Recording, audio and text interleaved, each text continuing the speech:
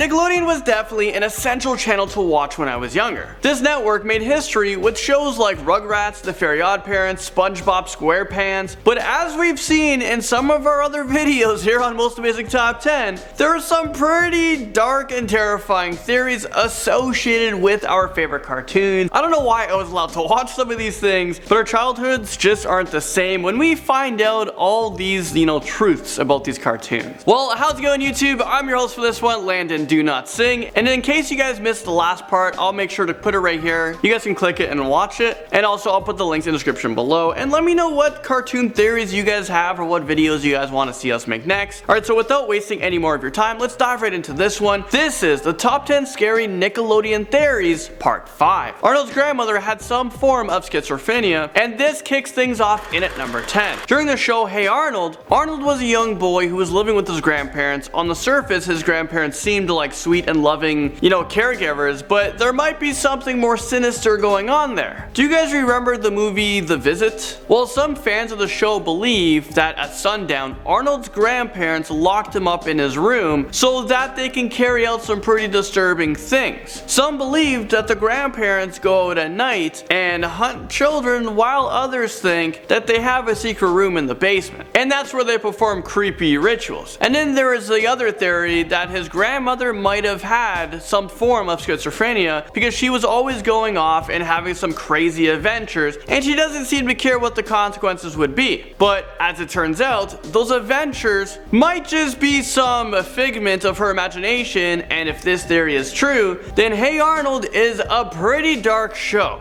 The Thornberrys are pretty terrible parents, and this theory takes us to number 9. Do you guys remember this one? I kinda do. Well, let's take a look at their parenting history, shall we? The Thornberrys are pretty wrapped up in their own work, which makes them way too busy to focus on their kids. They took their kids out of school at a young age, and they go on some pretty wild safaris with dangerous animals on a daily basis. I mean, who does that? Their kids are always running off and putting themselves in harm's way, and they don't even seem to notice. Doesn't this sound, a little bit concerning to you guys? It seems like they're more interested in the mating rituals of rhinos than what's going on with their own kids. Maybe back home, someone called CAS on them, so they keep moving from place to place, so they won't be found. And because they neglect their children, Eliza tries to cope with her depression, and she has delusions that she can talk to animals because they're the only ones that seem to care about her. Moving on to number 8, Cat Dog are a product of a nuclear fallout.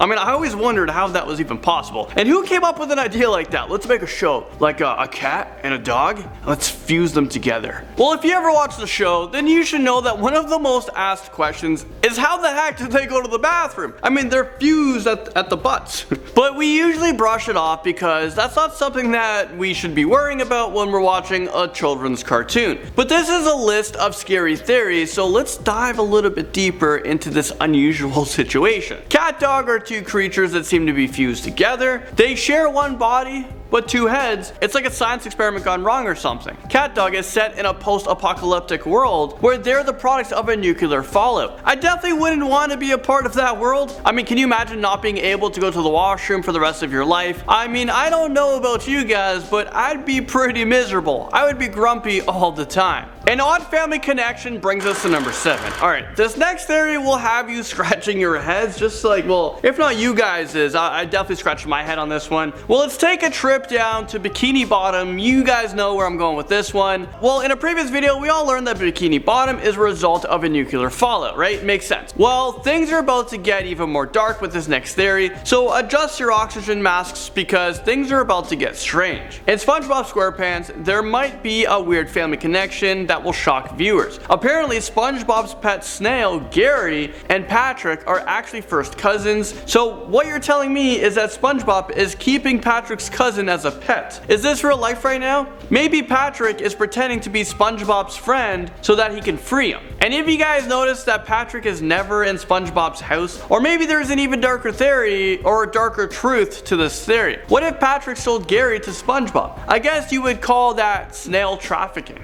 Well, I guess I don't know, but either way, that's pretty disturbing if you asked me. Moving on to number 6, Doug is on drugs. I mean, I'm so disappointed with this one. This was absolutely one of my favorite ones to watch. I mean, just say no, Doug. You're just a child. You have your whole life ahead of you. One fan seems to think that Doug was actually on some hardcore drugs, and who was his dealer? His sister, Judy. I mean, wow, these kids need to get their straightened out. I think we should all nominate them to go on the show Scared Straight. That might teach them a lesson. But this theory is actually making a lot of sense. Doug constantly has delusions or daydreams, and they're all from him tripping out on drugs. We also see that his sister Judy gets super angry when Doug goes into her room, so she's probably trying to protect her drug stash, keep her money hidden. But why would Doug want to go on these heavy drugs? Did something traumatizing happen to him? Maybe that's another theory that we can explore in a future video. Squidward is not who you think he is, and this takes us to number 5. He is keeping a massive secret from us all, and to be honest, I feel a little bit betrayed. So what's his big secret? Well, Squidward isn't even a squid. Okay, hold on,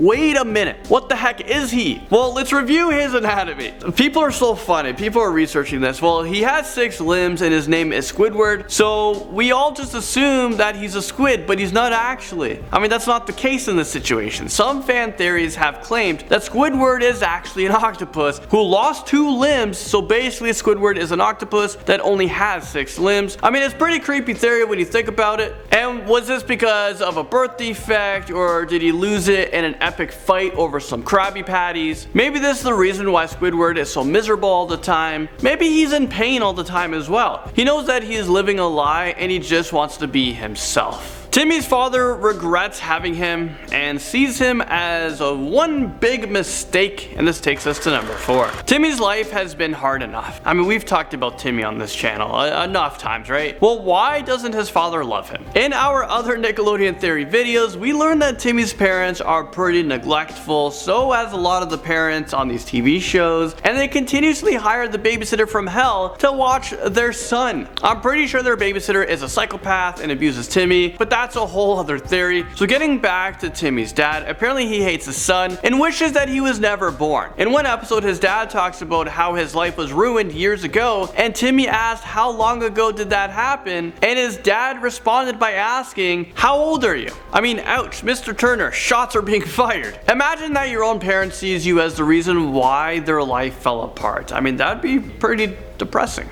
Number 3, Rocco's neighbor was definitely way too into him. It's no secret that Rocco's Modern Life was a cartoon that children should definitely not watch. It was full of innuendos and inappropriate humor, but this next theory will haunt your dreams. Well, there was one episode where Rocco's neighbor was a little bit too friendly for our liking. Apparently their neighbor is a pedophile and he's on the sexual assault registry, and he's trying to lure Rocco into coming over to his house. In that episode, he tried to use racy videos inviting him over, and he even tried to inappropriately dance with him. It was just super awkward to watch. Like, not as a kid, because I'm not thinking like that as a kid, but watching it as an adult, you find out about a lot of things. Actually, this whole show was super awkward, so I have nothing more to say about it, so let's move on. Dee Dee Pickles, you guys know what I'm talking about, might have been an adult entertainment star, and this scary theory brings us to number 2. Is this how that they can afford to live in such a big house? Did you guys ever question it? Well, Dee Dee is a part-time teacher, and we can all assume what she does with the rest of her time. I just hope Tommy doesn't grow up and find some of her videos in the house, because that would be hella awkward. So this theory was started after some of the animators began drawing her in seductive clothing. I don't know why they would ruin the cartoon like that. Obviously none of the drawings of her ever made it to the show, so why bother? I guess the animators must have been pretty bored because, well, they have a crazy imagination, because I would never imagine Diddy being an adult performer. I don't know if I believe this one, but I guess you just never know what people do in their private time. And finally, in at number 1, we have a serial killer on our hands. We're talking about cartoons and serial killers. I mean, these two just shouldn't mix. So the question is,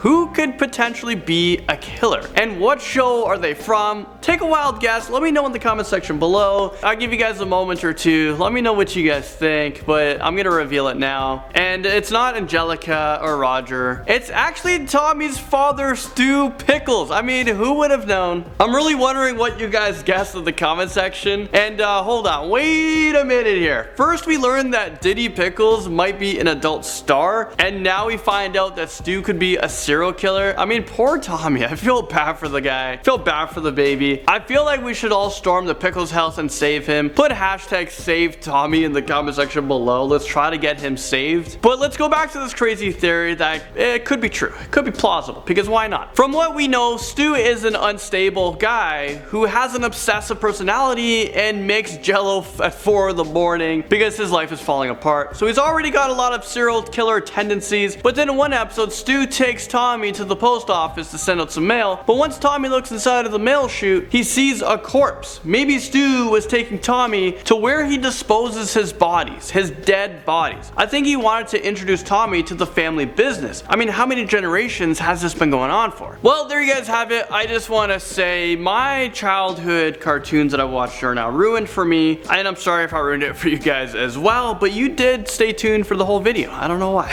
Thanks for watching this video, guys. I'll see you all in the next most amazing top 10 video.